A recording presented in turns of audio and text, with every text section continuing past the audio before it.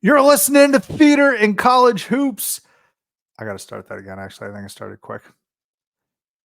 You're listening to Theater in College Hoops. I am Subbi. Alongside me, Taylor Dammel. We are brought to you by Belly Up Media. Go download, subscribe, rate, and review us on whichever device it is that you use. Your college hooper of the day is Trenton Hassel. Trenton Hassel, that's right. The first round pick, 30th overall. I believe the Bulls picked him 30th overall in the 2001 NBA draft. Trenton Hassel, man, I remember him from the league, but he had a terrific college career. He was the player of the year in the OVC for 2000 2001 season, 3-time all OVC team member. In 2001, he was named to the all OVC tournament team, and he was named the best freshman in the OVC when he was a freshman. Man, Trenton Hassel, that is a real collection of accolades there from college. And the reason I bring up Trenton Hassel and the OVC and Austin P, I don't think I mentioned that he went to Austin P. He's from Clarksville. Like, he's a hometown kid, is that it's Jerome season, folks. And we're going to get into all of that. We're going to not necessarily picks just yet. We'll save that for next week, but we're going to break down and provide our opinions on which conference tournaments are going to be the most fun to watch. And I'm not just talking about the big hitters, the big guys, or even the big guys as it relates to mid-majors. There's some really good conference tournaments out there regarding conferences and teams and players that you may have not heard of. So we're going to dive into that a little later. And in our effort to pay homage to these smaller schools like an Austin P, smaller conferences like the OVC, Trenton Hassel is your college hooper of the day. Check out the website at theaterincollegehoops.com and make sure to follow me at CVB Theater to find out where the feet is. You should also follow Taylor at Taylor Dammel. Let's open the curtains. Taylor, welcome back. I want to kick this show off with paying some more homage, not necessarily to a player or a team or a conference like I did in the intro, but a new fan. And I think whenever I become privy to new fans and new listeners, it's worth me shouting them out because I don't really know how many we have, but I know we have one more, and his name is George. He is one of my wife's coworkers. George, great dude. He's a Loyola Chicago fan. He's also a New Mexico Lobos fan. Isn't that something, Taylor? I know you get the side eye. I know you get the side eye with being like, oh, I'm a Packers and Heat fan. It's like, oh, okay. And an Avalanche fan and a Red Sox fan. So you get the side eye and you're from Alaska. George here went to Loyola Chicago, but I think he's from New Mexico or he has family in New Mexico. And so he's a Lobos fan as well. But all of that to say, I know George has been listening to the last few episodes, and we really appreciate your support, George. So if you made it to this episode, I hope you're listening at your cube or your pod. Thank you. Thank you.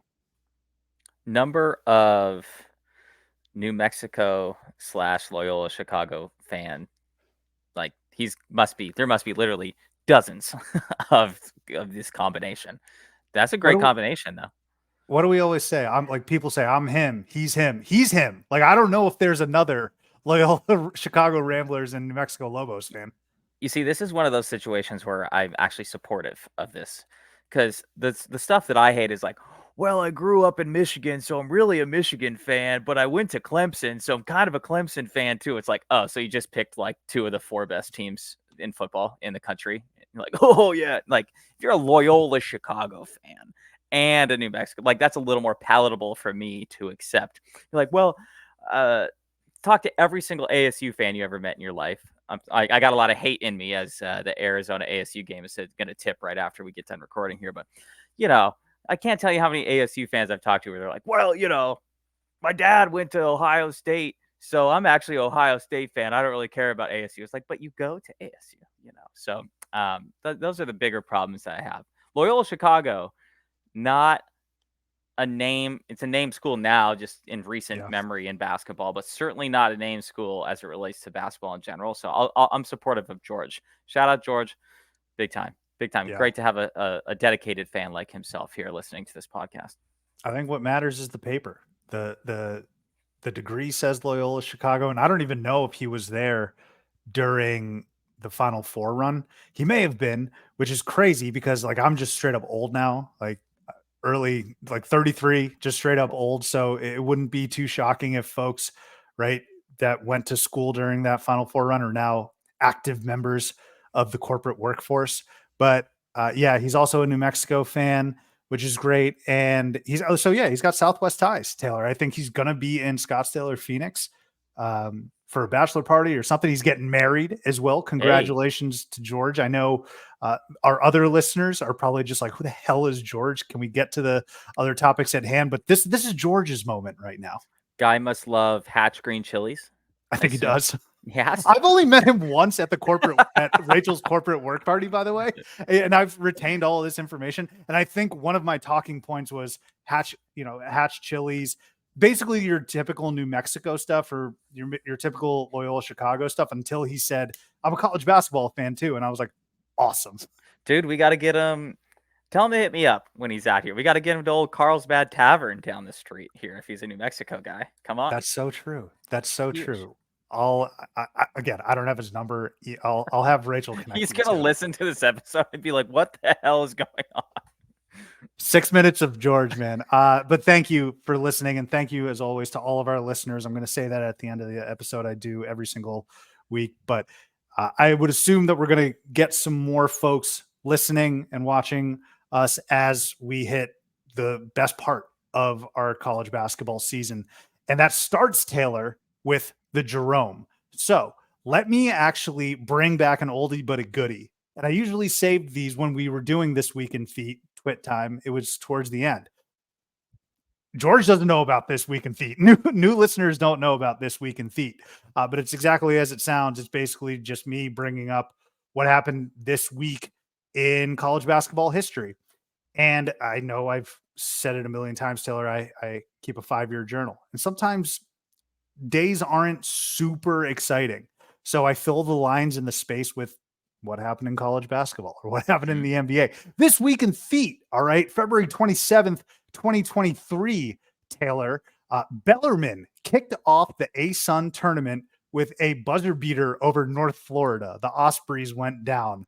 Do you remember that game at all? Or do you remember that game-winning shot from Bellarmine? Because they were 15-17 and Northern Florida was 14-17. God, I'd like to say it's ringing a bell. But I'm not sure. I'm not sure I could say that with 100% certainty that I remember. It sounds like something I would probably have been watching at noon on like a Thursday. But can't say for certain that I was there watching it. So sounds right though. So I'm glad you wrote that down. I did. Yeah. And I've seen on Twitter, I'm sure you have as well, the 8-year anniversary of Steph Curry's amazing shot against OKC in the regular season. One of the rare. I was going to say 8 years because college basketball podcast. I was like, Steph Curry's been in the league for more than 8 years, dog. But yes. Yeah. I remember where I was for that for sure. That's what everyone's saying. And I agree. I was at our friend's house, actually. I remember that. And it's one of the rare regular season moments. Like, this is kind of still the dog days of the NBA. Rare regular season moments where you remember where you were. And I'm over here just like, well, where were you when Bellarmine beat North Florida? But yeah, I mean, if we want to talk about Steph Curry's shot, it's still one of the best shots I've ever seen. Well, and just the stretch that led up to that shot was just as that's what made the shot even more absurd, is the fact that he had hit 43 other threes essentially in the fourth quarter leading up to that. But no, I remember Steph Curry shot a little more than the Ospreys going down last year. All right. So. All right, fine. Fair enough. But that means it's Jerome season, Taylor. We got the email from our keeper of the Jerome. The real keeper, right? The one that basically kicked this off is actually retired. Very, very sad news. But shout out to our keeper, Brendan O'Rourke, for keeping this going. He's got a child on the way. He just moved into a new house, but that ain't stopping him. The email went out, and it is, look, I can poke fun at this. I have the wherewithal to do it. Even though you know my stance on the court storming and Kyle Filipowski thing. It's called the Kyle Filipowski Memorial, Jerome, that we are in this year, Taylor. And it kicks off. That is funny. It kicks off next week, though. Man, we are ASUN again. Kind of crazy that I think it would seem that the season started a week later this year. I don't know, like leap year, whatever the hell you want to talk about. But the ASUN kicks off next week and kicks us off for conference tournaments, and we are in the real thick of it, man. So what I want to do, Taylor, is give the fine folks our picks and our conference tournaments that we are really excited about. It can be for a plethora of reasons: players, compelling storylines, coaches. It can be about a team trying to make their first dance ever. I don't know. But when you looked, Taylor, at these conference tournaments and some of the teams and names and players, what really stood out to you? What are you most excited about? I'm going to let you go off here. Phew. Well, I'm actually going to ask you a trivia question as we lead into this. Now, crack staff of research, experts that we have here on this program. Thankfully, you have employed all of them. It's just you and me. No, so in my research, I've noticed that, and I don't think this is really that talked about. There's only one undefeated conference leader right now, with heading into March. Do you know who that is? I believe that's St. Mary's. That is. And so I'm going to start with the least obscure of the tournaments, I think, that we have coming up this next week. And just excited for the West Coast Conference. I really do think it's an underappreciated fact that St. Mary's is doing what Gonzaga generally does. They're undefeated in conference. They're 14-0. There's only 4 games left in conference play for them. So obviously one of those games is against Gonzaga. But at this... Yeah, but I mean, it's, to this point in the year, to be undefeated in conference is an impressive thing. Should be a really big storyline heading into these conference tournaments this coming week. That Gonzaga is straight up at this point not the favorite to win the conference, or win the conference tournament. So that's a big storyline for me. Is that, and that's not an obscure. That's not going out on a limb to say that. I think most people will get that information by this coming week. Now, another one I want to point out is the Horizon League. The Horizon League, as I pull up their stats right now, the Horizon League has, let's see, 2, 4, 6, 7 teams with double-digit wins. That's going to make for a competitive, and there's only 4 games spanning, first to 7th place. So that should create a pretty exciting tournament there. You got one team in the league there who maybe, as we've talked about, Detroit is 1-17. So everyone's just beat up on them. And sometimes I don't know how to interpret that, right? Does that mean that some of those teams with double-digit wins are like fraudulent because they have one of the worst teams in all of college basketball in their conference? I'm not sure. I'm not sure how to interpret that, but the fact that there's that many double-digit win teams within conference play is, obviously notable, and something that, we can look forward to. Should mean that it's a very exciting tournament ahead. So and then real go ahead. Taylor. No, so I want to see where we overlap and on the horizon. First of all, I don't think anyone's taking any team seriously in terms of going deep from the horizon. So in terms of are these guys inflated? I don't know. A poor Detroit Mercy. I feel bad for them. But the teams that you mentioned, I'm glad you mentioned all of those names at the top. But Oakland, Youngstown State, Green Bay, Wright State, and Northern Kentucky. All right. So Youngstown State, they were the leaders in the clubhouse last year. They were a very popular pick to win the Horizon. They kind of choked in the conference tournament. The Penguins slipped on ice. Green Bay, one of the best jobs in the entire country that Sundance Wicks is doing. What a turnaround for them. How cool would it be to see them dancing after I think they had an 8 or 9 win season last year? They're basically this year's Kennesaw State, I feel like. So it would be amazing if Green Bay could win the Horizon. Wright State, I'm just going to shout out our guy Clint Sargent. A couple of years back, we had him on the podcast, and they played Arizona, actually, lost. But Wright State, they've shown that they can win this conference multiple times the last few years. I feel like they're always on the bubble, or bubble as in to win the Horizon, and then they make it to the dance. And then Northern Kentucky, they're kind of the same way. The Norse just it always seems like they're in our bracket field. So I didn't mention Oakland, but Youngstown State, and I think Green Bay, I'm just most excited about, man. I hope Green Bay takes this home. Was that 2 years ago, I was banging on Wright State all year long, and then they ended up losing the conference championship. I don't think they were like undefeated, and then I don't even know if they made the tournament. I can't remember. Maybe they No, made they it as definitely an didn't make the at-large. tournament. No Yeah, I shot. can't No. remember, but I was banging on the Wright State drum all year long, and then it ended up not working out for me. Now, I do want to go flip this to another direction, though, if I may, and that is I want to highlight the Summit League. The Summit League is kind of in an opposite situation. There's only one team with double-digit wins, which should mean for some competitiveness and talk about teams that we often hear about as it relates to making the NCAA tournament. The 3 teams in the lead of that conference right now are North Dakota State, and South Dakota State. Those are the teams that we are all aware about in that conference. That tournament always takes place in Sioux City, South Dakota, at the what's it called?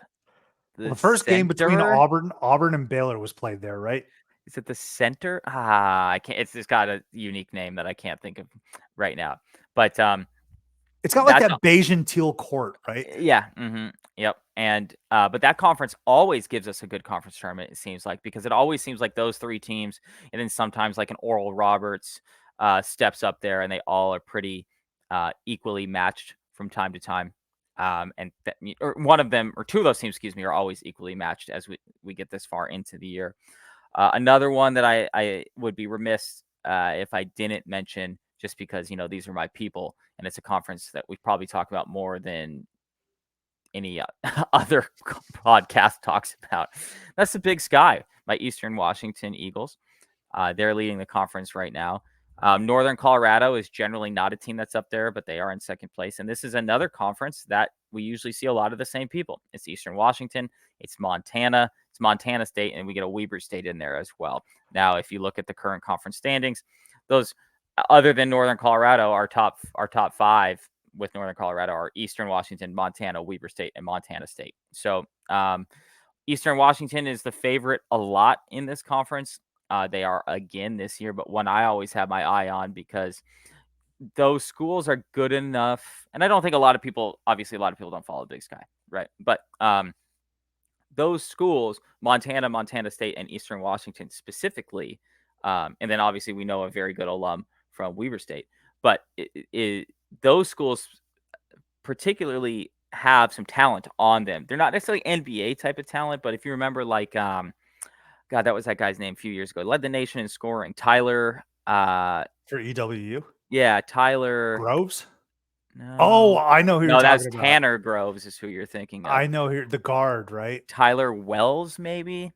I know who you're talking about. He was like the nation's leader in scorer that year. I think he averaged like 27 points a game. And you do get a number of those guys from this conference. So that tournament is always exciting as well. Montana, Eastern Washington is actually, for those who don't know, a really big football and basketball rivalry, like a really big rivalry. So that should be a fun one as well. So Tyler Harvey, the real T-Raw 44, I think his Twitter name was. No way, was it really? I think that's so good. I mean, he earned it. But I love that you brought up the Big Sky. Lest we forget, NAU with like 9 wins last year was in the title game. I think they played a triple overtime semifinal game. So I don't know if I'd expect that again, but NAU was this close to making the dance last year. Montana State, everyone's been talking, and like us, talking about Danny Sprinkle and doing the amazing job he's been doing at Utah State. They're still in a position to be all right. Northern Colorado, same sort of scenario where everyone's talking about Dalton Connect in Tennessee. He leaves UNC, the other UNC, excuse me. But Northern Colorado could very well punch their ticket in Taylor. I don't know who I need to ask, potentially a bracketologist. If Northern Colorado wins the Big Sky, do we get a revenge game between Northern Colorado and Tennessee in the first round? That would seem like a 15 versus 2 type of deal. Wouldn't it? Would it not? Yeah, I mean, that's a perfect setup for that. It was young T-Raw, excuse me. But I feel like that wasn't his Twitter name when he was going off in college. I know T-Raw was a part of it, but that's neither here nor there, I would imagine, at this point. I got to get him on the pod. We'll ask him. Also makes me feel old that he's 30 years old, which means the situation that I'm talking about was like 8 years ago. And I'm not sure how I feel about that now that I'm looking into it a little more. So there's one other conference in here. Obviously we know that the Big 12 and all that, we don't have to talk about those conferences in terms of our excitement level towards them. We'll get there. Everyone gets excited for those conferences. We know that. But then the other one I want to talk about is actually a school, or some schools that we talked about on just last episode. That's the Big West. We're staying West. If you're you're West and you're big, we're here for that. Okay. So right now, the UC Irvine and UCSD, as you talked about last episode, are both tied for the lead of the conference, 13-3.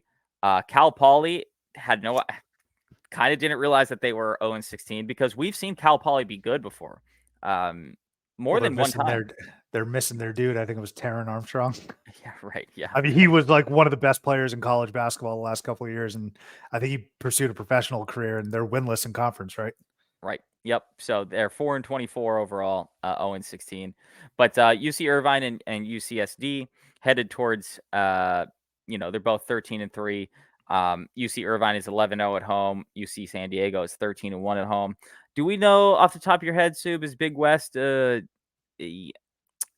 Do we go to the leader's court for that, or do we play at neutral site? Can't remember. That I don't recall. For some reason, I feel like, is Cal State Bakersfield in the Big West? Let me see. Hold on. The Big West. Oh, no, it's going to be at the Dollar Loan Center in Henderson, Nevada. Of course. Oh. Nevada. Yeah. One of the biggest arenas in Henderson, Nevada, I assume. So that will be a good one, because you've got a lot of good teams, or a lot of teams with some good records in there. But especially if we can get some UC Irvine, UCSD. It always seems like there's one little West Coast school, like a Big West team, that kind of makes not winning multiple games, maybe not even winning a game, but like keeps it tight with one of their larger opponents. This team will probably be, again, like a 15 type of seed. Obviously all these teams we're talking about are, but yeah, I can't see anyone from this conference being higher than a 14 seed at the best, right? So but we always seem to get a star potentially out of one of these little West Coast schools. So perhaps we'll get that out of UCSD or UC Irvine, the Anteaters, of course. Who's the number one Anteater you think about when you think of Irvine? There's only one answer, and I'm bringing it back to my wife again. They went to high school together, apparently, or he graduated from her high school, and that's Mamadou Ndiaye. Yep, exactly. I just remember Rondé Hollis Jefferson dunking on Mamadou Ndiaye back in the day. So those are some that obviously I'm excited for all of these tournaments. You know what, Sub, and I'm going to put you on the spot right here. You should tweet out that link that I sent, that we talked about earlier today, about the breakdown, because it is hard to follow with where all these games are happening, when they're happening, and they are actually all available on TV, even if you're streaming and have YouTube TV. Just like us, baby. Welcome. So it can get really confusing with all these little tournaments going on. What are there, 32 conferences, I think? Something like that. So yeah, that means 31 conference tournaments, because the Ivy doesn't have a conference tournament, right? I think. No, they do.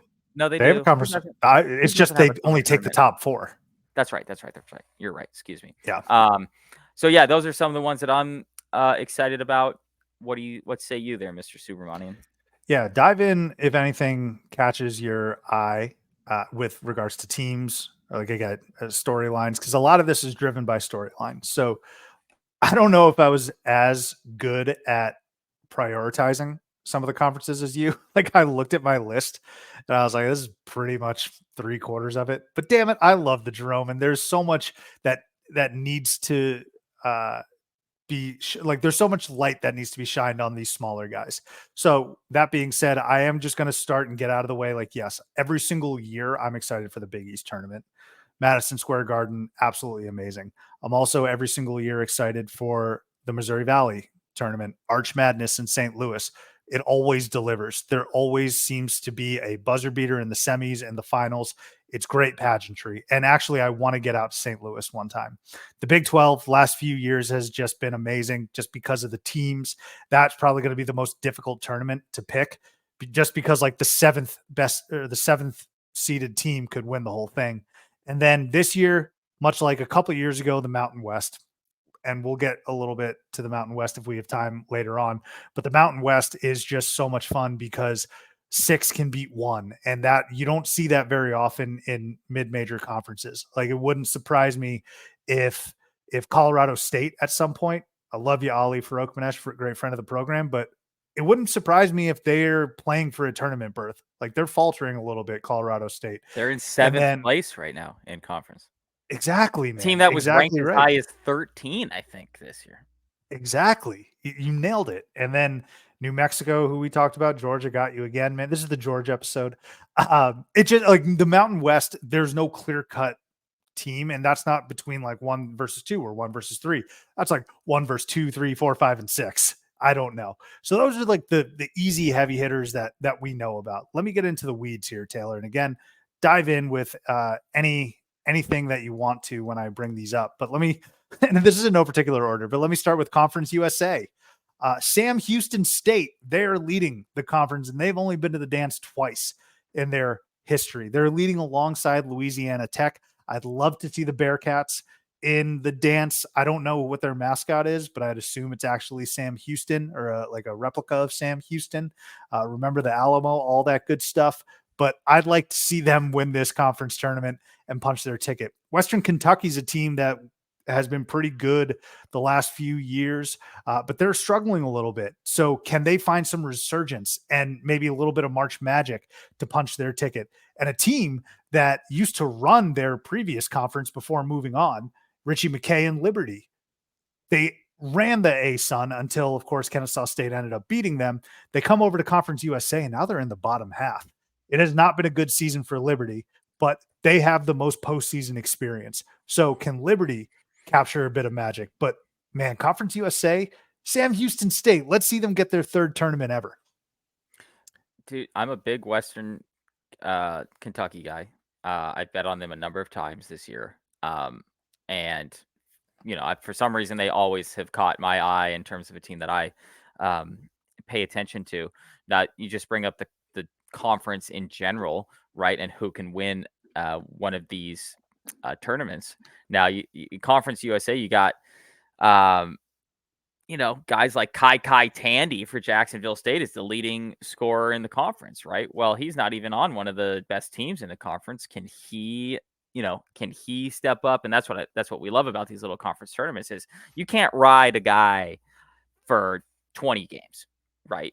But for 3, you could ride him. So that's a factor here. Do you remember the name Daniel Bacho, by the way? Oh yeah, former Arizona guy. Yeah, Louisiana Tech guy now. So he's Conference USA. I thought it was still last I thought I heard of him, he was at Tech. My bad. Right. Texas Tech. So, but point being is that we think of these conferences like these tiny little conferences, right? But there are players who got recruited by the Arizonas and the Kentuckys and the, so-and-sos of the world that I don't want to say have fallen back, but have found more playing time or a better home here. So it's not to say that these conferences are untalented or lack talent in a lot of ways. When you got a guy that was, quite literally recruited by every 5-star or every, high major basketball team that you're aware of. So, that's one thing I like.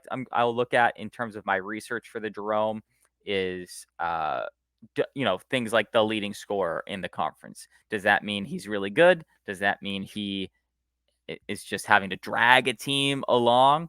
But a conference like that, where you got a lot of close teams, and then the leading scorer of the conference is on the 4th or 5th best team in the league, that's something to keep your eye on, I think. More shout outs to George and New Mexico. Jamal Baker played at Arizona and Kentucky. He's very seasoned, we'll say, but he's played everywhere. He's there. Hold on. He's been around for sure. And Fresno State too. And Fresno State. That's right. Yeah, he's been a couple stops in the Mountain West. The craziest part, he's been at all these schools for multiple years at all of them too. Right? It's impressive. It's impressive. And then also Tibet Gorner. He's a former Arizona guy. He's over at San Jose State now. I don't expect them to win the Mountain West, but there's talent there as well. So yeah, starting off with Conference USA. Let me move on then to the Ivy. Man, I'm going to bookend this season, Taylor, talking about the Ivy. Even though I think more people are prone and privy and knowledgeable about them, I still think they need more shouts. All right. So the top three are all even, man. Cornell, Princeton, and Yale. Cornell and Princeton, both 20 win teams. You mentioned some double-digit win teams in conference. Cornell and Princeton have 20 wins each, and Yale might be knocking on that door. They might have 20 wins by the time their tournament starts. The Ivy League is tremendous, tremendous basketball. And you talk about, Taylor, sort of this movement of players that were recruited by high major programs, and then they're at lower major programs, but still talented enough and still impactful. Here's what the Ivy League has. They have players that have transferred out because of these types of showcases, right? Think about Ryan Langborg over at Northwestern now, who's averaging like 12 a game. Seth Towns, I think, left from Harvard to Ohio State. He's also still playing college basketball. I think he's at Howard now. But the Ivy is going to be so much fun. And if there's a name that you want to look out for, it's Xavier Lee. The guy is awesome for Princeton. He has potential, like NBA potential. Tosan Evusam is in the league as well from Princeton, but the Ivy is going to be a lot of fun. Metro Atlantic, Taylor, Fairfield, Quinnipiac, St. Peter's, Niagara, and Marist are all a game and a half of each other. Now, you can find that in a lot of other conferences, maybe, but Quinnipiac, baby, I mentioned them earlier this season, doing a great job this year. St. Peter's, do we see the Peacocks again in the dance? A couple of years removed after Shaheen Holloway, and then Shaheen Holloway in the dance as well with Seton Hall. I doubt they'll match up, but it would be really neat to see St. Peter's get back. Niagara, I think Greg Paulus is still the head coach there. So it'd be interesting to see a former Duke player, former great player at the collegiate level back in the dance. So this is a conference with a buttload of teams all within a game and a half. It's going to be competitive there. So I'm going to go back to the Ivy for 1 second Yes. here. So two things. I don't know what this means. I just want to throw this out there. Princeton is the highest team in net ranking that hasn't played a quad 1 team this year. They're 51 in net, but they haven't even played a quad 1 team. Now, juxtapose that with a team like Yale, who has 4 double-digit losses this year. Okay, 4. That sounds like a lot, but they haven't lost a game by more than 15 points this year, and their 2 15-point losses, which isn't that bad, were to Gonzaga and Kansas. Wow. Like, that's talk about flying under the radar. We've talked a lot about Princeton, and they do have kind of I don't know if prolific is the right word, but they do have a prolific offense and have for a number of years now. But Yale is also 9-2. Yale also has beaten Princeton this year. They've also lost to Princeton too. They split, but Yale has games against teams. Like, I mean, they played Kansas pretty well. They played Gonzaga pretty well to only lose by 15. Clearly not at Yale. These games did not take place. So their other losses have been close games. Even those 2 games, I mean, I don't think anybody in the world is going to be like, wow, a 15-point loss to Kansas. That's a bad loss. Like, no, anyone, no matter, you could be ranked number 1 in the country and lose by 15 to Kansas, and everybody would be fine with that. Houston could quite literally lose by 15 points to Kansas. Yeah, right, exactly. So, so just pointing that out with Yale specifically, they've kept every game tight. So I don't know if they're going to win anything if they do make the tournament, but they've covered, let's put it that way, in a lot of games, and their leading scorer, Danny Wolf, there. So I am excited about the MEAC as well, but just wanted to point that out about Yale specifically. They're kind of sneaky under the radar. We've talked a lot about Princeton, but almost nothing about Yale. It's a great call out. And I mentioned Xavier Lee and his potential for the NBA. Danny Wolf, he's another guy. I was watching a little bit of Yale basketball earlier in the season, and the announcers basically were saying that he's on NBA scouts' radar, like maybe late second round or an undrafted free agent. So there's NBA talent there for Yale as well in the Bulldogs. Let me move on now, Taylor, to the OVC crew. All right.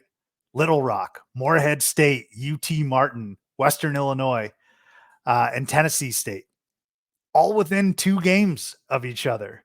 Western Illinois, they've never made the dance.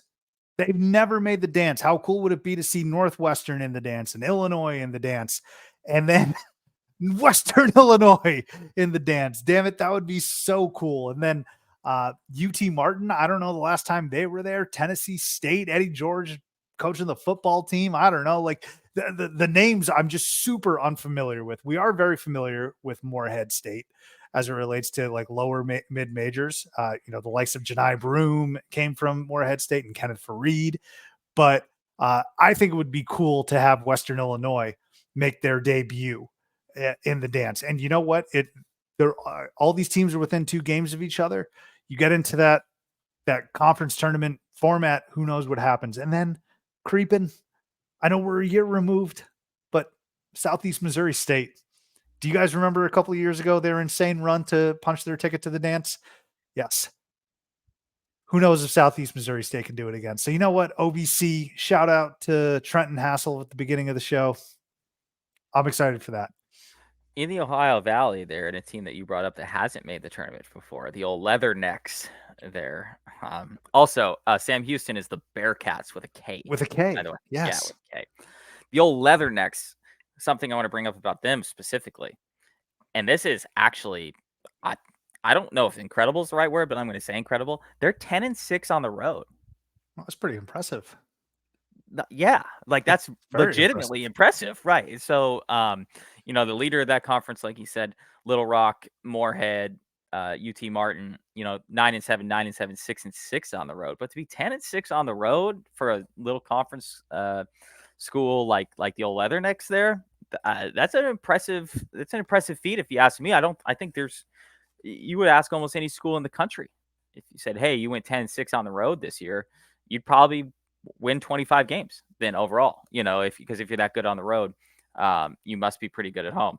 Now, funny enough, they're only 8-5 at home. But don't know what it is about Macomb. I've never been to Macomb, Illinois. Yeah. Not sure I've ever heard of Macomb, Illinois until this exact discussion right now. But no, that's something I want to point out about them. It's a really good road record, and I would imagine a stat like that should bode well for a conference tournament. It means they can play anywhere in my eyes. The expectations of Illinois rests with Western Illinois. Southland Conference, can someone knock off Will Wade? That's pretty much it. I don't want that to happen. I want Will Wade back in the dance, but it would be a pretty monumental upset if McNeese State had such a tremendous regular season like they have and then folded in the conference tournament. And then are we going to see another brawl between Incarnate Word and Texas A&M Commerce? We'll see. Those are really all my thoughts on the Southland. Like I said, wasn't very judicious in picking these, but there's some storyline there. The SWAC. I know this is your favorite conference, man. The SWAC. It's a competitive league amongst 5 teams, but they're all terrible. They are god awful. The most wins in this conference, not just conference wins, like overall record, the most wins is your boys, your favorite team, Southern, with 16. They have the most wins in the SWAC at 16. Like I said, it's a competitive league, but I would say if you're a real sicko, you'll tune into these SWAC games, and it's not going to be good basketball. They are going to be going. Hey, now. It's going to be the winner gets the number 1 overall seed. Best of luck playing like Houston or UConn or Purdue. Well, if you play Purdue, they might be licking their chops just based off of history. Hey. But the SWAC, tune in if you really want to, I don't know, get a palate cleanser or just to muck your palate up. Muck your palate. One of the teams that is in the SWAC is Alabama A&M. Sue, do you know Alabama A&M's probably most famous alumnus? I don't. That's a guy named Tauheed Epps, better known as 2 Chainz. So he also played for the basketball team there, Alabama A&M. So something to consider when you're taking in the Jerome here is 2 Chainz, 4 bracelets. Something that you always want to keep an eye on. It's this type of inside info, or it's not inside info, but just remembrance of info that helps you in the Jerome for sure. You gotta know that pregame intro music, it's got to be at least 4 2 Chainz songs, I would imagine, there for Alabama A&M. And obviously I have a lot of history with Southern, one of my real ultimate rivals, just personally. I actually bet on them quite a bit though, so I feel like I don't know if I'm circling in any Southern Jaguar Twitter spaces here right now, but I'm a supporter of Southern, despite the fact that they came at me for no good reason. So, go 2 Chainz in Alabama A&M, but yeah, I like Southern, and I do think that they are probably going to be the team that I'll pick in the Jerome. Go to Ken Palm, go to Bart Torvik, go to Evan Mia, do your numbers crunching, and they serve a purpose. They're terrific. We will tell you who are famous musicians and rappers from these schools, and you should you should incorporate that into your file. Well, it's not like there's anyone else has any other better reason, honestly. I mean, for real. Yeah, like I don't want to hear people telling me like why Southern is going to win. There's no versus chance. Yeah, you don't know that anyone much. watched an Alabama A&M game this year. No chance, Yeah. right? But here's an important thing I want to point out about the Jerome, and maybe I shouldn't be saying this, but it is a piece of advice. I can't go back and say that it's accurate or not accurate. I just want to point this out as well. There's a lot of value to be had in some of these conferences that we've brought up with teams all within the same range, right? Like the 5th seed being only a game or 2 back. I know this is not really going out on a limb, but it's just something to keep in mind that like you got some of these conferences, 3 teams tied for the lead. Well, one's got to be the 1, one's got to be the 2, one's got to be the 3. Just unless you totally think that the 1 seed is better than everybody else, right? That 3 seed's got the same record and a lot more,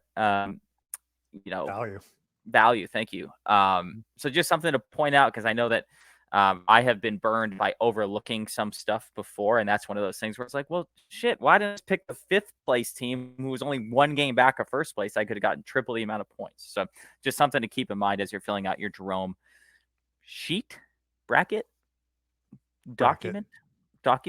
Yeah, document's probably the best. But yeah, it's a good call out. Taylor, the last one that I'm excited about, it's the WAC. All right. So I know with the SWAC, I was being a troll and joking, but the WAC is going to be compelling stuff. All right. Bryce Drew has done an amazing job at GCU. One of the best. I think they were talked about a little bit as an at-large team, and they've stumbled. They had one bad week. And that's enough for a team like GCU to now be in AQ status moving forward.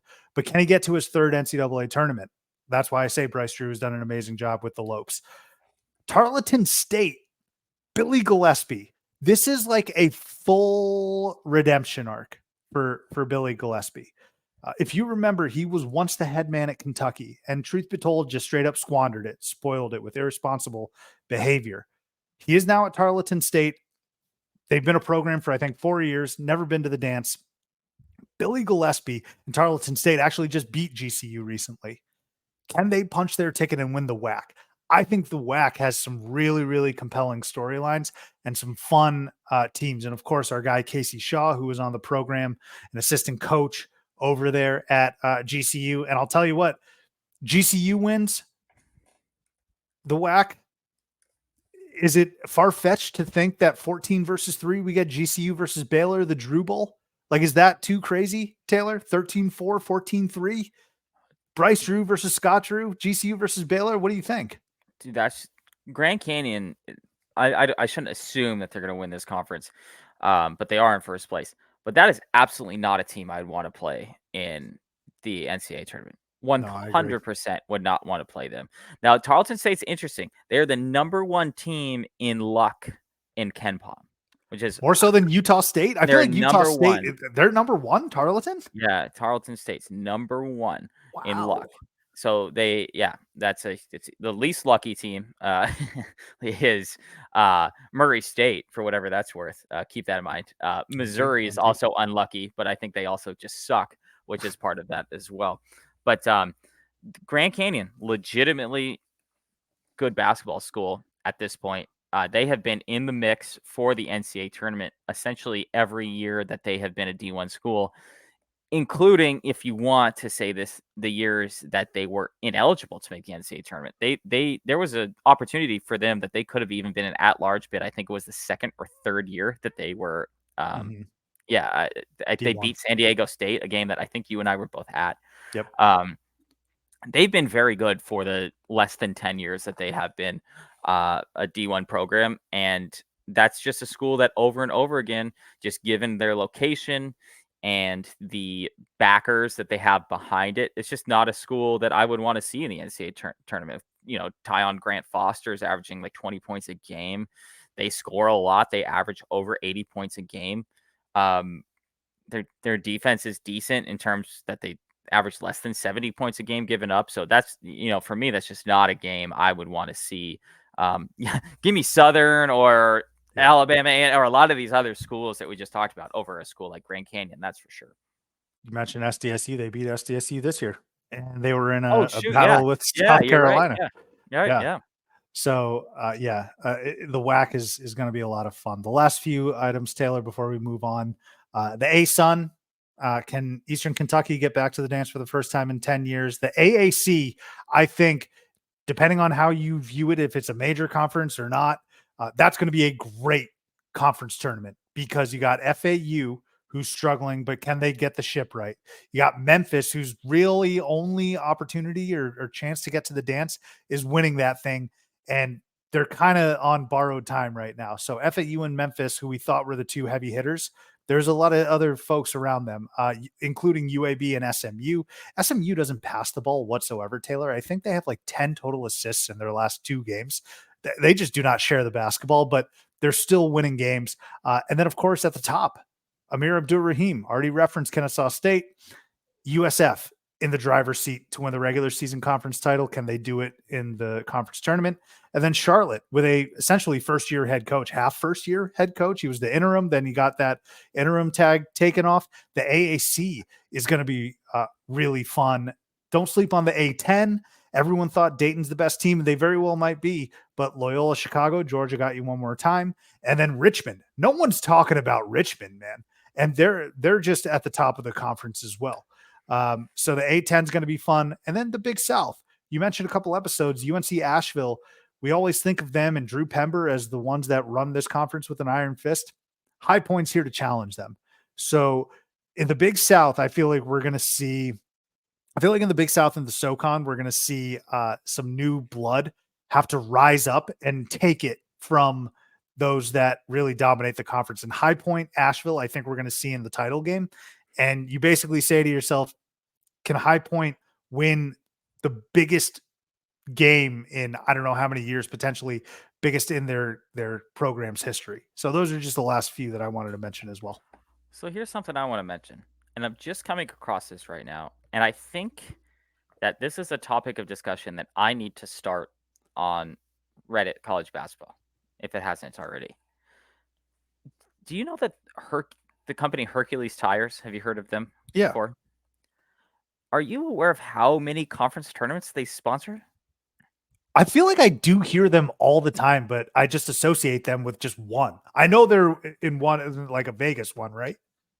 So, right, this is incredible. I'm so excited that I found this. This year, at minimum, what I can find is that they're sponsoring the WAC conference tournament, the MAAC conference tournament, the Big West conference tournament, the Southland conference tournament, and the Big South conference tournament. I just love college basketball. What the hell's going on here? How does Hercules Tires have at least 5 conference tournaments that they've sponsored here? This is something that I think I need to discuss. I need to do a deep dive into this. Here I was. I had all night last night by myself doing nothing, that I could have been doing hard-hitting research, like researching Hercules Tires and why they're sponsoring literally almost 20% of the conference tournaments in the world. I'm going to tweet at them, and hopefully we can get a response. Can we get their CEO or something on the what the hell's going on here? What is their connection with college basketball? That's what we need to find out here. I'm gonna look into this. We need to figure this out. Maybe they're just hoop heads. Jerome season is here, folks. We're gonna actually give out our picks once the brackets and the seedings are all set. But those are just some teams, names, players that you should really look out for. Taylor, before we get to segments, let's just do real quick rapid thoughts.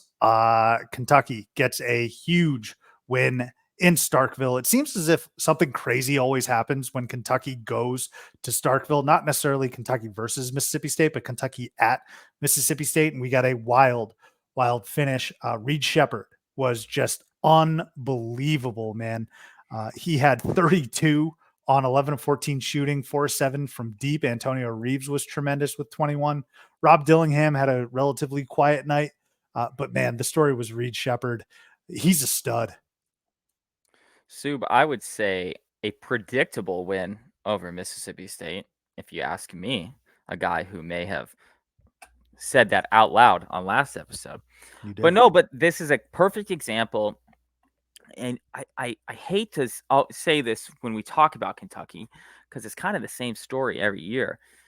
It's like that game is a perfect example of Kentucky being able to have the talent to go into a tough location to play. Now, obviously, beating Mississippi State on the road is not like beating Tennessee on the road or something like that, right? But I mean, they've got these great individuals on that team. Now, I saw a stat this week, and it really made me think about this Kentucky team and how it's built.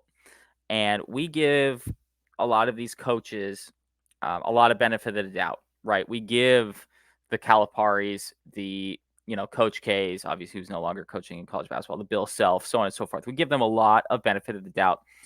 I don't think we question a lot of these coaches' decisions throughout the year generally because, it's Coach Cal, it's Coach K, it's whatever.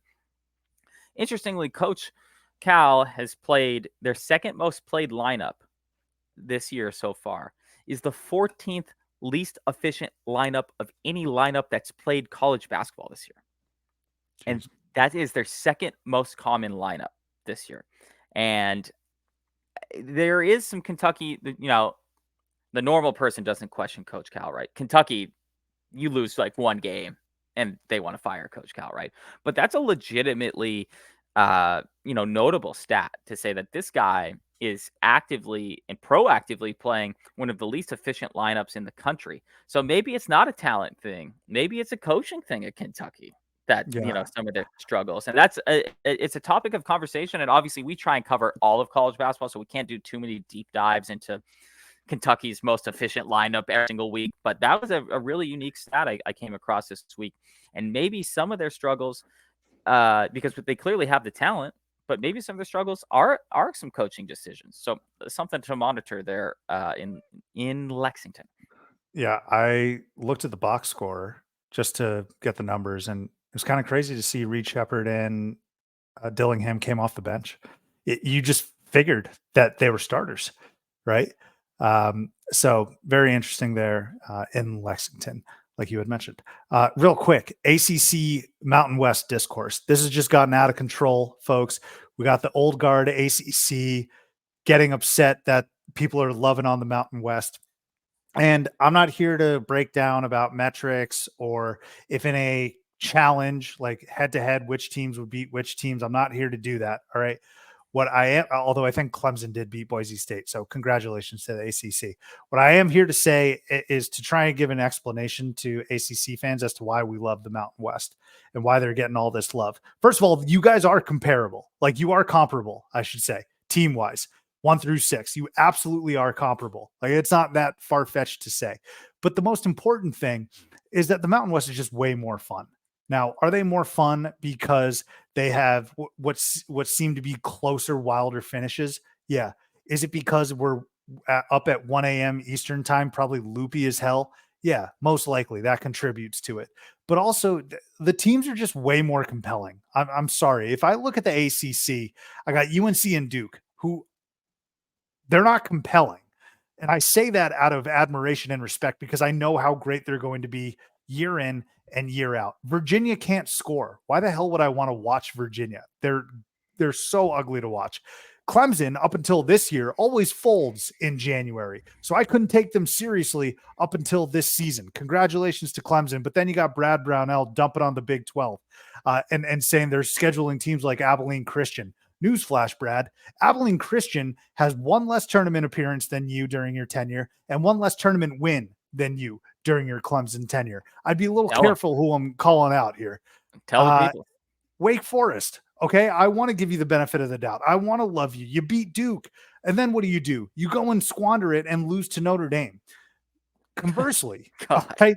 So that's like the top 5, top 6 of the Mountain West. All right.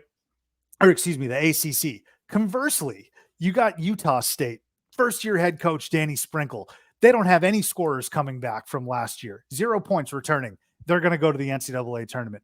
Boise State, Coach Roberto Bergerson, our guy. What do you want me to say? And Tyson Degenhardt's a great player. Like, there's great players in the ACC too. And I'm actually going to highlight one before we get out of here. But San Diego State, they went to the NCAA tournament title game. All right. And I know Miami had a Final Four team, the ACC. San Diego State had a Mountain West was in the national title game. So they're compelling. Nevada, Jared Lucas just hit a game winner. All right. They only have 6 losses on the year. They're a very good team. Their Q1 performance, I think, has been pretty good. Like, Nevada is super fun to watch. And then UNLV, we're all yearning for them to be great again, the early 90s. Okay. We have the great teams of Duke and UNC. Like, I don't need to monitor them. I want to monitor UNLV, who also beat Creighton this year. And then New Mexico, a team that has so much talent. They play in one of the best arenas in all of America, and they're on the bubble now. They're compelling. It's just a more fun conference to watch, the Mountain West is. So you can chirp at me. You can say, well, this team head-to-head and this conference head-to-head and strength of schedule, blah, blah, blah. I'm just here to tell you, as a realist, I'm siding with the Mountain West because they're just way more fun. Like, UNLV is way more fun to watch. The Boone brothers are way more fun to watch than Virginia and Clemson. I hate to tell you. End rant. Good Lord.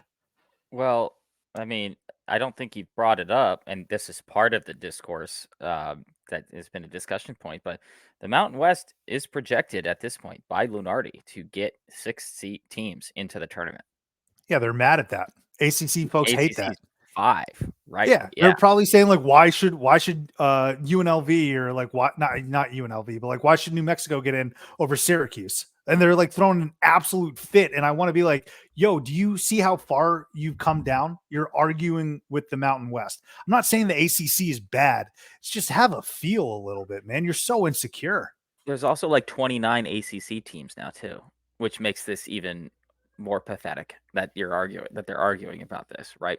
So I am super excited for the Mountain West, and just because their timing of what could quite literally be the best year they've ever had in basketball as a conference is coinciding with the Pac-12 falling apart. And the timing of this for the Mountain West could not be better, especially that they're going to add they're not adding anybody next year, but they're going to be able to at least take some of the reins of West Coast basketball as it relates to the whole conference being in the western half of the country. We will still have West Coast basketball with teams that are now in the Big 10, Big 12, whatever. But the Mountain West timing could not be better for what it could be their best basketball season they've ever had as a conference. And it's legitimately impressive that they're going to get 6 teams into the NCAA tournament. I mean, it's legit impressive. And that, I don't know. Yeah, like, Clemson isn't better than any of these teams that better than Boise State. I'm okay with saying that. Well, sure, but right, but you know what I mean. Like, I mean, no, totally. Clemson's not better than any of these teams specifically, other than Boise State. At this point, another orange team. So Duke and North Carolina are better than these other schools. I get that. Just like you brought up, I understand that, right? But you said it. Utah State's good. Colorado State was ranked 13th this year, and they're, like we talked about earlier, the 7th best team in the conference right now. So, and you can't say, again, I'm kind of banging the same drum you did. You can't say these teams don't have experience because they were in the title game last year. So, I'm legitimately impressed by the Mountain West. There's some legitimately hard places to play in big arenas. New Mexico, big arena. The Pit is one of the toughest places to play in the country. San Diego State, Viejas Arena, one of the toughest places to play in the country. Utah State might be the toughest place to play in the whole country. So they've got great home court advantages, great arenas just in general. And now they've always had those things.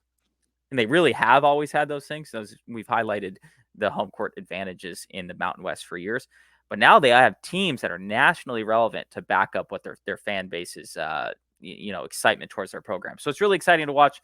I'm going to probably end up taking too many Mountain West teams too far in the tournament this year, but I'm okay with that because I'd much rather be rooting for a team like Utah State to go further than to be like, oh, I hope Syracuse makes it to the Sweet 16. Like, no, I don't give a shit. Give me Nevada to the Sweet 16 over any of the ACC schools that are not like Duke or North Carolina.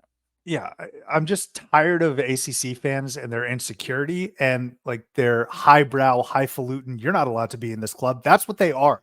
They're like a country club that's saying, no, you cannot be in this conversation with us. And I kind of get to a point where their point of saying like, hey, we're disrespected. I don't think the ACC is as bad as some people may want to make it out to be. Because again, they produce Final Four teams. They might just do it again with Duke or Carolina or someone else. I don't know. But to say that the Mountain West is beneath you, like I hate that. It just comes off as it's ugly. It's really, really ugly.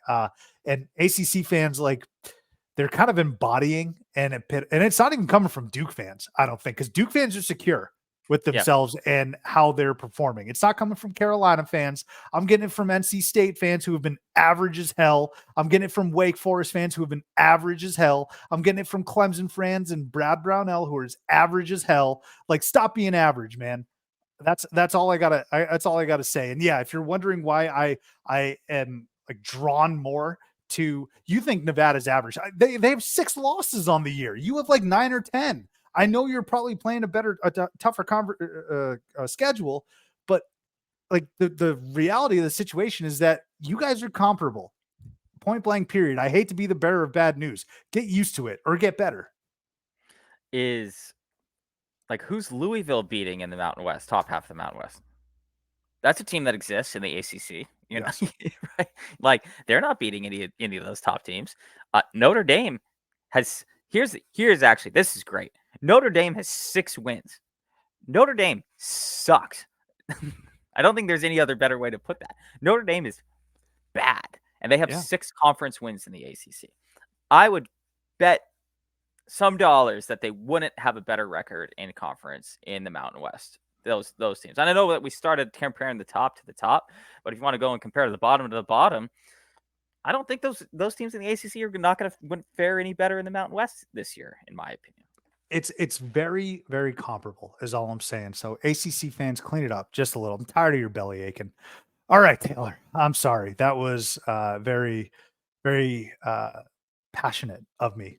Let's get out of here on some segments. Damn dimes. Hey, 2-1 week or 2-1 picks, I should say, last time out. Just a quick recap. We are now sitting at 26, 25, and 3 because Houston, Cincinnati, you took Houston minus 13.5. That did not hit. Cincy's just a bunch of cockroaches, man. Syracuse -1 against Vatek. You absolutely nailed this. You were like, why the hell is this a pick'em? Syracuse won by 13. Syracuse, a very good team at home. And then you took Kentucky +3, which you referenced against Mississippi State. Kentucky wins outright. So we're back, Sue. We're back. Yeah, that Cincinnati team, man, that was that's a tough one. Yeah, they're maybe better than their record suggests, but they're not better than their record suggests, I guess. I don't know. They can scrap to some covers. Let's put it that way. But I want to go to the Big Ten, and before I want to put or let you know what I'm betting on in the Big Ten, I know that I've been banging on Wisconsin for about 2 months now. Rightfully so, might add. Would you believe me if I told you that they have a legitimate shot to not win another game this year? They had a horrible February. I don't know what their remaining schedule is, though. They play Illinois and Purdue, and then they also play Rutgers in there as well.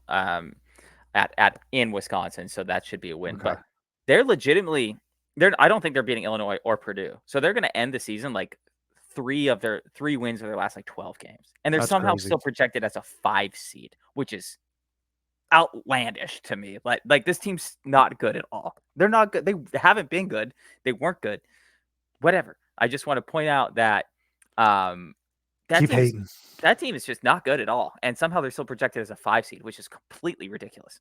Like, how can you go potentially 3 of your last 12 games and still be a top 5 seed in the NCAA top 20 team, essentially? Yeah, ridiculous.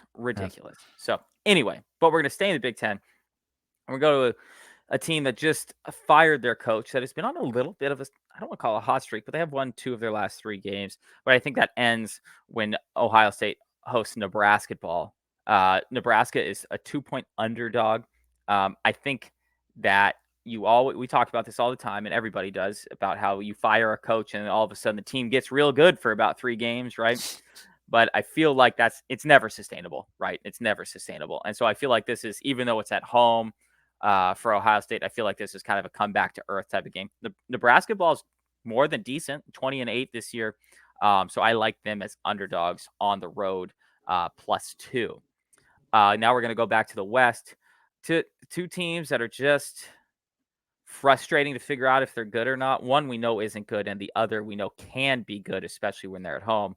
And that's Utah hosting Stanford. Utah 7-point favorites at home. Utah's not even the same team on the road as they are at home. 2 completely different basketball teams. I'm not sure if they even have the same players at home or on the road. I think that's a legitimate question to ask. But at home, I'll bet on them more times than not. Stanford is not good at home or on the road, for that matter. So we're going to take Utah -7 hosting Stanford. And then we're going to go to some teams that we talked about a little earlier. Could be a conference championship preview. And that's North Dakota and South Dakota State. I'm going to take North Dakota -1 against South Dakota State.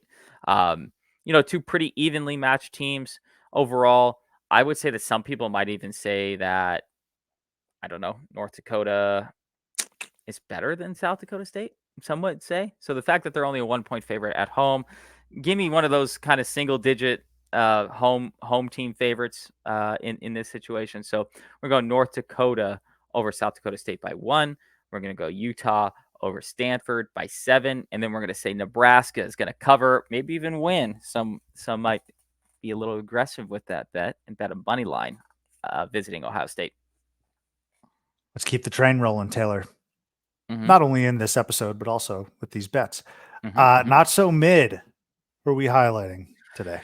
So we talked about this team earlier, but I wanted to point out something specifically about what got them to where they're at, and that's Darius Brown hitting a game-tying deep 3 for Utah State against Fresno State, keeping them ranked, keeping them atop the conference. So Darius Brown, that's my not so mid here. I don't know. We can't even, we shouldn't really bring up the Mountain West now as the mid. So I'm going to apologize for that, because at this point, they're not mid. They're not, the whole conference is not mid. So, but a specific moment that kept them on top of the conference standings, as well as keeping them well within a hunt for a top seed in the NCAA tournament, is Darius Brown at Utah State. Well, I think it's worth highlighting the names, Taylor, because people know Utah State, but they probably didn't know who Darius Brown was. And that was an awesome shot. Fresno State got to foul up 3, man. Please. I think Coach Hudson said they were trying to, and they just didn't. Fresno State basketball, though, in a nutshell. My not so mid, Mississippi Valley State. They get their first win of the year. The Delta Devils, baby. They beat Prairie View. Congratulations to Mississippi Valley State. Very thrilled for them. Very happy. Again, I have to reiterate, you know how difficult it must be to show up to practice every single day, get on the bus, do all the things you have to do as a D1 athlete, and just not be rewarded with wins or a win. So congratulations to those young men at Mississippi Valley State. Well-deserved, well-earned. And I have to say, one of my favorite, I think it's my favorite theater in locations. Like, I've tweeted theater in damn near every place in America that hosts a college basketball team at the Division I level. I think my favorite is always tweeting theater in Itta-Bena, Mississippi. That's where Mississippi Valley State is. Hey, BB King is from there. So we talk 2 Chainz at Alabama A&M, BB King with Mississippi Valley State. Well done. Congratulations. It is jarring to look at the conference standings, because we know in the back of our minds how many games these teams play per year, somewhere in the 30 to 35 or 40 even range, depending on if you go to the championship or not. When you see a team have 28, 29, even 30 losses in the loss column, that's a jarring thing to look at on the standings. Yeah. Imagine playing in that shit. That sucks so much. Dude, it's not jarring at all to look at that many wins in that many wins, but yeah, really strange to look at it when it's that many losses.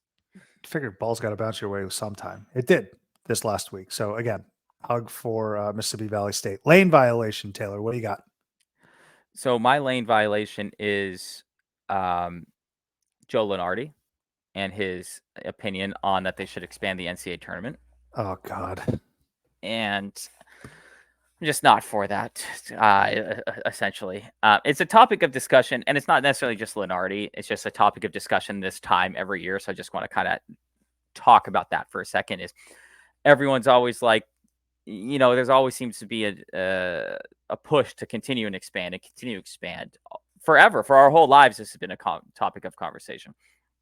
And I know everybody wants money, but I feel like at some point, it's not going to make you more money. I mean, I'm sure maybe that's a naive way to say that, but if the tournament's like 128 teams, like there just can't be that many people that are going to go to all these games and watch all these games, because you're just talking about a 2-month-long NCAA tournament with games at like 9 a.m. on a Tuesday. Like to me, I know 128 is a lot. That's doubling the size of the tournament almost, but I just don't see the need for expansion at this point. I think we've got it dialed in perfectly at this point. There were so many years where we needed like a play-in type of situation, and we've had that for a long time now. And I think it works great. We've seen teams from the play-in or from the the first four there, go on to the Final Four. We've also seen, teams that clearly were undeserving of going any further in the tournament, because if they would get blown out by another 16 seed or another 11 or 12 seed,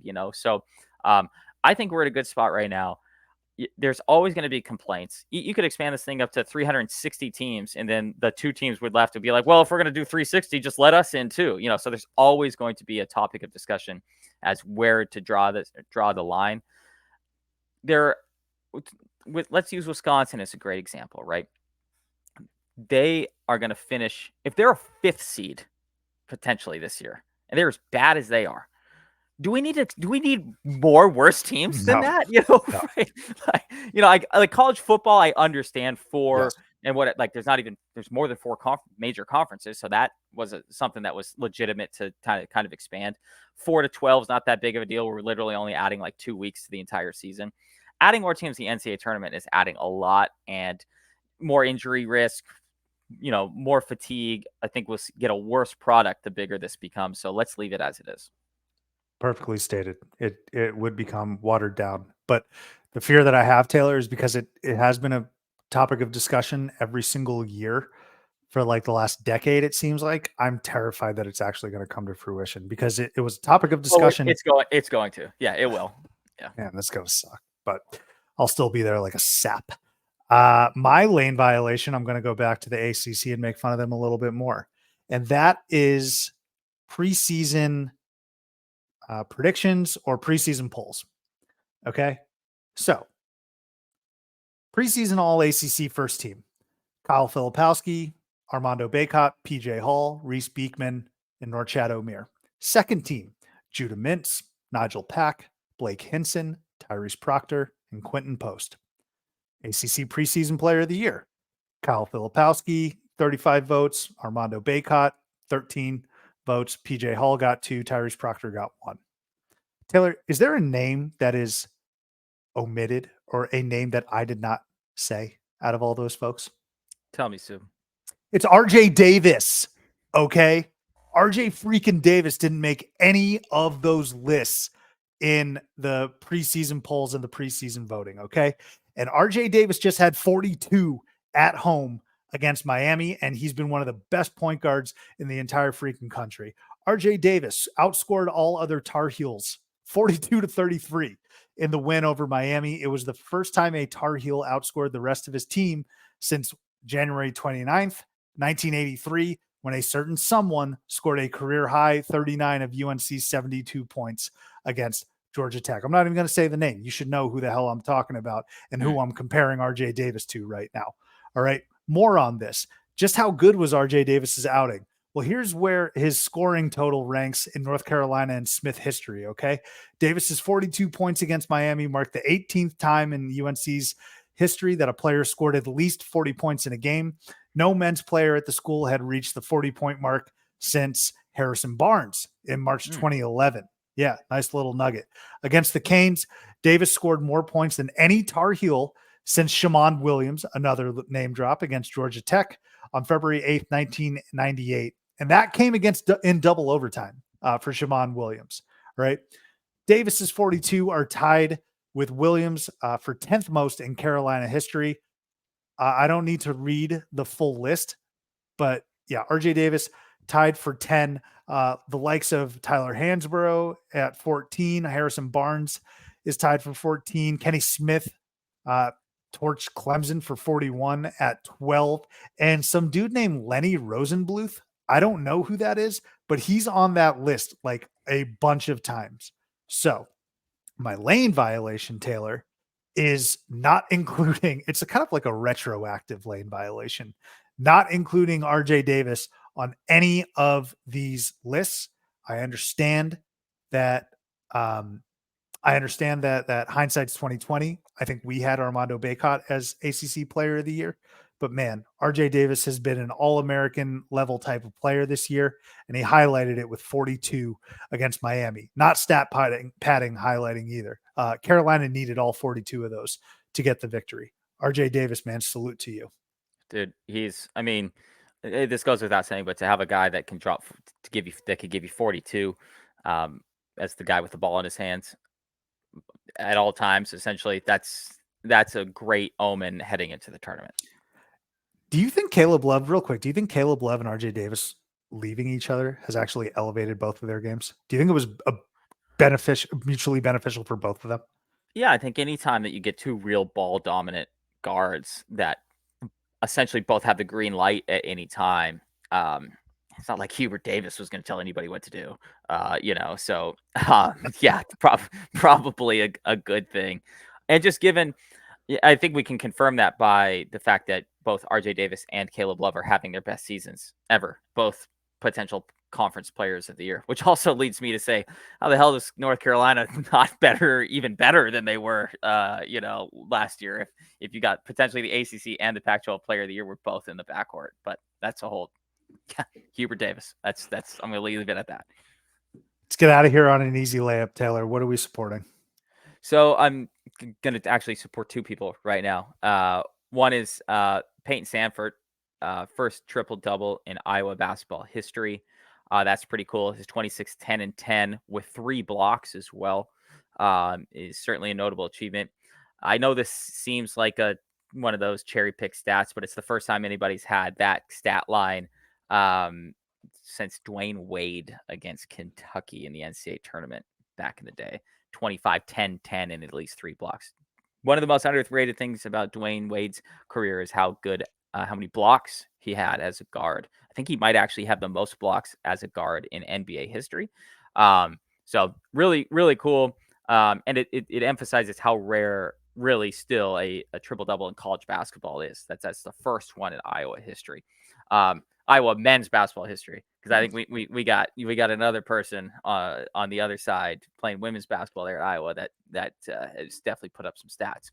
Now, secondarily, I got to be a homer real quick and shout out Kenny Lofton, who's getting and I actually don't think people appreciate this nationally. I know that you and I know this like the back of our hands, but I'm not sure people realize this. So Kenny Lofton is being inducted into the McHale Center Basketball Ring of Honor there at the University of Arizona. Basketball, not baseball. Kenny Lofton is one of only 2 people all time. The fact that there's another one is also crazy. 2 people all time to play in a Final Four and a World Series. A man named Tim Stoddard played for the NC State Wolfpack back in the day and went to the Final Four in the 70s, and then became an MLB player and went to the World Series as well. Now, Kenny Lofton was also not like just a walk-on to the end of the bench in those late 80s Arizona teams. He was quite literally the backup point guard for Arizona basketball. And if you still watch today's intro video, there's a Kenny Lofton dunk in it from back in 1988. So shout out Kenny Lofton, one of the craziest athletes of all time. I really don't feel like this is appreciated enough, because even Stoddard was in the 70s. For Kenny Lofton to do this into even more modern times, like we all remember Kenny Lofton playing baseball. So for him to have gone to a Final Four and a World Series, he's finally getting inducted into the McHale Center Ring of Honor, and that's something that is long overdue. Shout out Kenny. I love that. And you know what else with Kenny Lofton? One of the coolest athletes, one of the coolest 90s athletes of all time. You ask a lot of Guardians fans, you ask a lot of Cleveland fans who their favorite player was growing up, probably Kenny Lofton. You ask a lot of neutral baseball fans, I feel like Kenny Lofton, who was flying around in center field, diminutive dude, fast on the base paths, he was awesome. But I'm glad you brought up how good he was as a basketball player on the hardwood. Kenny Lofton, shout out to you. I hope they can get the win over Oregon on Saturday, and it'll be a pleasant, pleasant day at McHale. My easy layup, Taylor, I'm going to get us out of here on the mayhem that took place in Lubbock. Okay. So first of all, Texas Tech, Texas is slowly but surely, and maybe the folks in Texas know that this is a rivalry, but I'm taking notice that it's slowly but surely becoming a premier rivalry in the Big 12. You talk about the Chris Beard stuff, you talk about the proximity, you talk about like their football programs, but also their basketball programs now. There's a lot of animosity between Lubbock and Austin. And what I'm getting behind is that it was all relatively civil, and it was kind of funny. Okay. So I always laugh, Taylor, when fans throw stuff on the court, which is not funny. Don't do that. But when fans do that type of stuff, the head coaches have to get on the mic and essentially act like a father figure and say, if you do that one more time, we're going to get a technical and I'm going to put you in timeout. Like that's what Grant McCaslin had to do. And I talk about what these coaches have to prepare for, which sucks for them that it's not part of their job description. Like John Shire thinking about substitution patterns for getting off the court or escape routes for court stormings. Well, also, like we got college basketball coaches now having to say to the fans, please stop throwing stuff. I know you think you're supporting us, but you're being idiots. And Grant McCaslin just didn't look all that comfortable in doing it. I don't know. I thought that was pretty funny. But the events leading up to it, Brock Cunningham just bulldozes this Texas Tech player for a loose ball up 25. Which coincidentally might be the same, like his age. And I'm like, Brock Cunningham, man, what are you doing with that time and score? I understand you're trying to be the hard-nosed guy, the glue guy, the tough guy, which you've basically made a college career out of, but that was so silly. But what I loved is that he got ejected, right? And he throws up the horns up, right? I kind of like that. I know we make fun of Texas for getting all butthurt about when people do horns down. And I think that's ridiculous. Stop getting so sensitive and in your feels about it. But there's part of me that also loves Brock Cunningham, loving his university so damn much that he's like, I'm a villain here. I just got ejected. I'm throwing up the horns up on my way out of here. Not to mention, we just absolutely shellacked you. So I didn't necessarily like Brock Cunningham hip checking someone, didn't like the fans throwing stuff, but my easy layup is listening and getting behind coaches addressing the fans in a big game and then repping your school, I guess. Dude, how pissed would Monty Williams have been in that situation? I mean, Monty Williams did get the Pistons. They got a raw deal, man. They stink. Don't get me wrong. They are terrible. Also, by the way, the Knicks stink. Ever since everyone coronated them as the best in the East, they've been garbage the last like 8 games. Just a heads up. But yeah, Monty Williams would be pissed. Great episode, Taylor. Had a ton of fun talking Jerome. Thank you as always for listening, especially you, George. I'll get you out of here on this. This is probably the most airtime you're going to get on the pod, unless you want to jump on and talk Loyola hoops. But thank you as always for listening. We'll catch you next time here on Theater and College Hoops.